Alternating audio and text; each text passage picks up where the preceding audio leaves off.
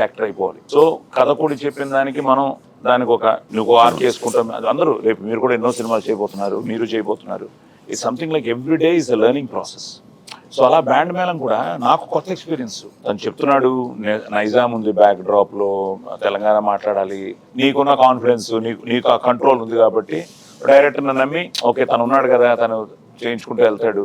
ఇక అప్పటికి కొన్ని డబ్బింగ్ లో కూడా భయ ఇది ఎలాగంటే పర్లేదు సార్ దాని వదిలేండి పర్లేదు అది పెద్ద ప్రాబ్లం కాదు సార్ అని కొన్ని స్పెసిఫిక్ వర్డ్సే పట్టుకున్నాడు తను, విచ్ ఈస్ వెరీ కలోకియల్ గా మాట్లాడేవి. సో ఆ విషయంలో ఐ థింక్ బ్యాండ్ మేళం అందరూ కుదిరారు. అంటే కొత్త డైరెక్టర్స్ కి నిజంగా సాయి కుమార్ చేయడం అన్నది కొత్త డైరెక్టర్స్ తను ఒక పెద్ద గోడలాగా నిలబడతాడు వెనకాల, ధైర్యం ఇస్తాడు.